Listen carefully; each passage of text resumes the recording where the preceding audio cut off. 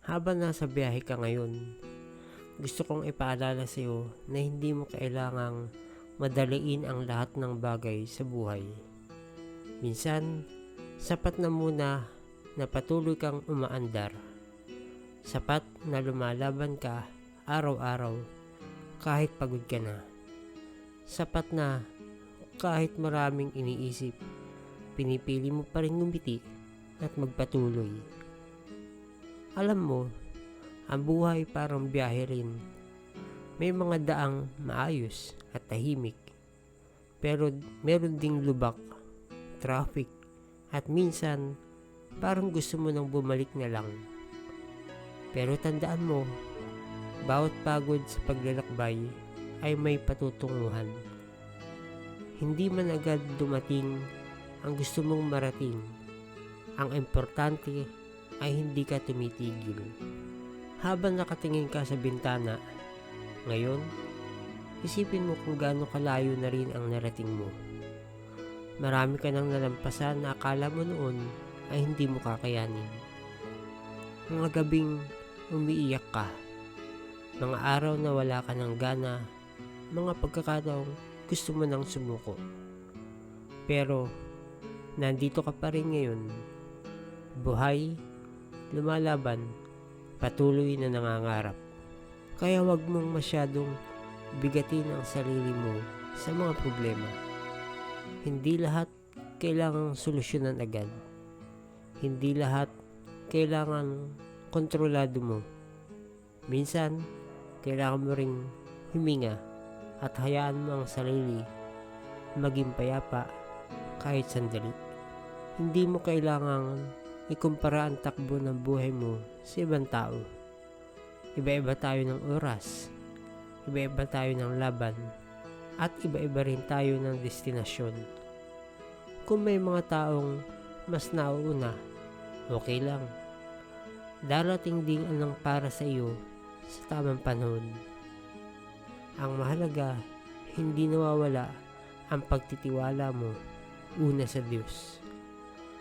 Habang nagpapatuloy ang biyahe mo, sana matutunan mong pahalagahan ang maliliit na bagay, ang simoy ng hangin, ang tahimik na sandali, ang simpleng tawanan, ang mga taong tunay na nagmamahal sa iyo.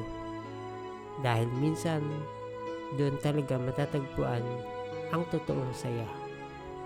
Hindi mo kailangan maging perpekto para maging masaya. Hindi mo kailangan maging mayaman para masabing successful ka. Ang tunay na tagumpay ay yung marunong kang bumangon sa bawat pagkadapa. Yung kahit pagod ka na, may kabutihan ka pa ring dala sa puso mo. At kung sakaling may mabigat kang dinadala ngayon, gusto kong sabihin sa iyo, nalilipas din yan. Walang bagyong permanente. Walang problemang hindi huhupa. Maaring hindi agad ngayon.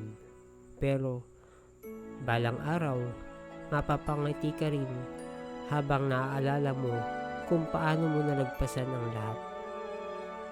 Kaya habang nasa biyahe ka, piliin mong gawing magaan ang araw mo. Huwag mong hayaang kainin ka ng sobrang pag-aalala. Hindi mo kontrolado ang lahat ng mangyayari. Pero kontrolado mo kung paano mo haharapin ang bawat araw. Ngumiti ka kahit kaunti. Makinig ka sa musikang nagpapasaya sa iyo. Magpasalamat ka sa panibagong araw. Dahil maraming tao ang gustong magkaroon ng pagkakataong meron ka ngayon. Ang mabuhay, mangarap, at magpasalamat sa Diyos. At tandaan mo ito, hindi ka nahuhuli sa buhay. Hindi ka failure dahil lang mabagal ang progress mo. Ang bawat hakbang mo, gaano man kaliit, ay mahalaga.